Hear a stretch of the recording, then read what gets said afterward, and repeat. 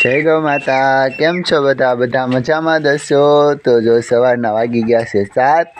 હવે આપણે ગૌશાળાનું કામ ચાલુ કરવાનું છે. પહેલાં તો ગાય માતાને બધાને પાણી પીલાવવાનું છે અને પછી બધી એના ઉપરથી ધાબળા લઈને તડકે સૂકવી દેવાના. કારણ કે અમુકના ધાબળા પડી ગયા હોય કે પાછળથી પલ્યા હોય પેશાબ પર, એટલે ગૌમૂત્રથી, એટલે એ આપણે સૂકવી દઈએ એટલે થઈ જાય, સુકાઈ જાય. આ મા દીકરી જો, માને પાણી પીવું છે ને દીકરીને ધાવવું છે. ક્યાં યશોદા?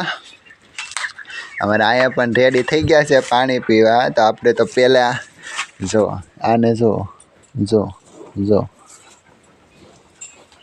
આપને અત્યારમાં પ્રેમ આપે છે કે જો. ચાલો પહેલાં આપણે કોથળા લઈ લઈએ, હટાવી લઈએ, એટલે પડદા જે કર્યા છે ને એ.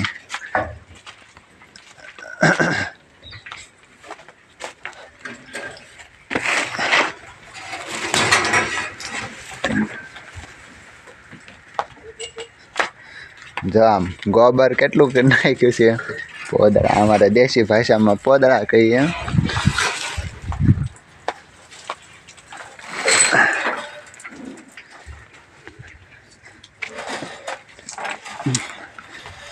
મોલ્લી હજી બેઠી છે નિરાતે, ખાઈ પી લીધું છે પૂનમ અને રાધી.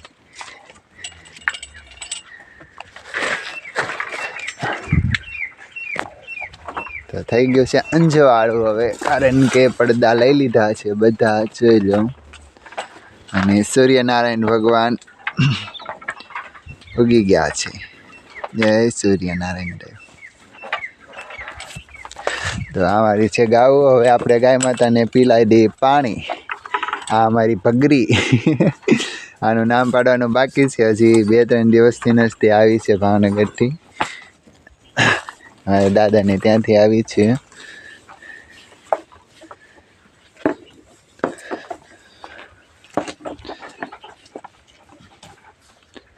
તો હાલો આપણે ગાય માતાને પાઈ દઈએ પાણી, પછી આપણે આગળ ચારોલું નીરવાનું છે.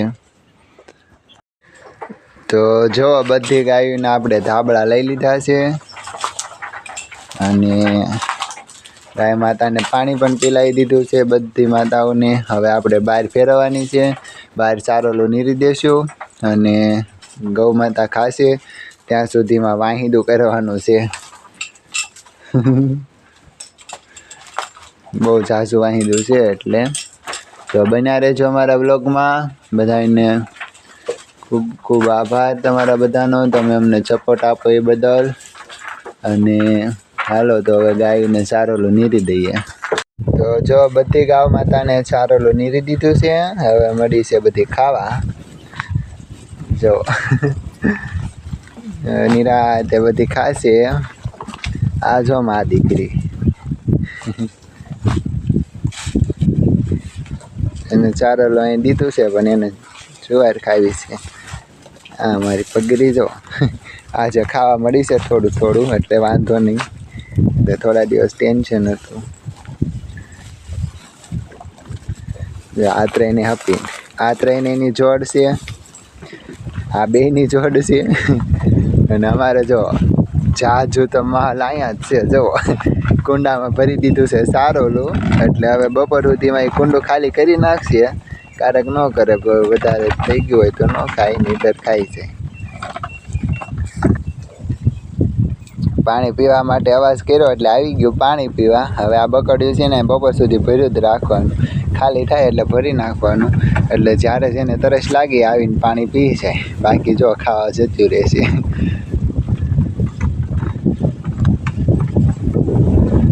બધા છૂટા જ રાખીએ, એટલે એને જ્યારે ખાવું હોય ત્યારે ખાય, પીવું હોય ત્યારે પાણી પી લે, અને પછી આનંદથી જ્યાં બેસવું ત્યાં બેસી જશે. એટલામાં હવે મેન કામ હવે આપણે બાકી છે વાહિંદું. તો જો આ બધું ગોબરું ગોબરું કરી નાખ્યું છે, કારણ કે રાત આખી એકને એક ખીલે હોય એટલે. તો આ બધું વાહિંદું હવે આપણે કરવાનું છે. આમાંથી અડાયા ચાણા, નાની વાછડીઓના અડાયા ચાણા લેવાના છે, અને મોટી ગાય માતાના સારા સારા ચાણા લઈ અને એના ચાણા થાપવાના છે. તો હવે 1.5 કલાક વહી જશે આમાં. પછી 1.5 કલાક પછી હું બધું ચોખ્ખું કરીને અને પાછો વ્લોગમાં લઈશ તો તમે બધા બની રહેજો વ્લોગમાં. બધાને જય ગો માતા. તો જો હવે ઢાળી વાળી નાખી છે સુંદર મજાનું. જો બે બાજુ ઢાળી વાળી નાખ્યું છે, બધા પોદળા ઉકળે નાખી દીધા છે સામે. હવે થોડી વાર બહાર છે, પછી ગાયને તે 11 વાગી છે એટલે તડક્યો થઈ જશે. એટલે 11 વાગ્યા પછી ગાયને પાછી ઢાળિયામાં ફેરવી લઈશું. અત્યારે જો બધી નિરાંતે બેઠી છે, અમુક ઊભી છે. અમારી ભગરીને એને હજી આ જાયનું પડે ને એટલે એને બહુ બેહવાનું મન ન થાય. જો આમ આવે ખંજવાળો હાટું જો ગંગા. તો હવે પછી છે ને ચાણાનો ઢગલો કરી લીધો છે. આ મારું ચારોલું છે અને હવે બનાવવાના છે ચાણા. તો જો ઢગલો કરી નાખ્યો છે ચાણાનો. અને અહીંયા જો બધે થપાઈ ગયા છે. આમે સુકાઈ ગયા અને ઢગલો કર્યો છે બતાવું. અહીંયા બધે ઊંધા નાખીએ બહાર એટલે. તો જો ચાણાના ઢગલા પણ કરી નાખ્યા છે, કારણ કે અમે આ ગાયના ચાણાથી જ ઘી ગરમ કરીએ છીએ, એટલે ચાણા થાપવા જરૂરી છે. શિયાળાનું ચાણું તો ગુજરે બહુ. અને આ બધા છે અડાયા ચાણા. આ અડાયા ચાણા અમે એટલા માટે બનાવ્યા કે આ અડાયા ચાણા છે ને એ હવનમાં બહુ કામ આવે, કારણ કે કુંવારી વાછડી જેને ગર્ભધારણ ન કર્યું હોય એ વાછડી 6 માસથી 1 થી 1.5 વર્ષની વાછડી હોય ને એના છે આ બધા ગોબર. એટલે આ અડાયા ચાણા કહેવાય. અને થાપવાના ન હોય, આની જેમ ગોબર કરેલું હોય ને એ રીતના જ મૂકી દેવાના. તો આ અડાયા ચાણા છે હવન માટે. તમારે કોઈને જોતા હોય તો તમે તારે લઈ જાજો, હવનમાં બહુ ઉપયોગી. ને આ તો અમે હવનમાં હાલે, પણ આ તો અમે સ્પેશિયલ ઘી ગરમ કરવા જ તે ચાણા થાપીએ છીએ. તો હવે હાલો ચાણાનું કામ પતાવી દઈએ, પછી જઈશું નીરા વાટવા. જો અને ઘઉં ઊભા છે ને ઝાડની કટિંગ કરી નાખી છે. તો અત્યારે બધી ગૌ માતાને બધાને પોતપોતાના કિલ્લે અત્યારે બાંધી દીધી છે, કારણ કે હવે તડક્યો થઈ ગયો બહાર. એટલે અત્યારે છે અહીંયા બેઠ છે, બધી ગૌ માતા બેઠ છે. અને હવે બપોરના ટાઈમે પાછો નિરાવ કરી દઈશું. અત્યારે વાગ્યા છે 11 સવા 11 જેવું થઈ ગયું છે. અને આ મારી વાછડી, એની માથી દૂર રહે નહીં, એની માં એનાથી દૂર ન રહે, એટલે એને રાખી છે નજીક. બાકીની વાછડીઓ તમે સાંયે છે બધી વાછડીઓ. તો આ તો અમારો આજનો વિડીયો. તો અમારો બ્લોગ કેવો લાગ્યો બધા કોમેન્ટમાં કહેજો. અને બધાને જય ગો માતા, જય ગો માતા, જય ઠાકર.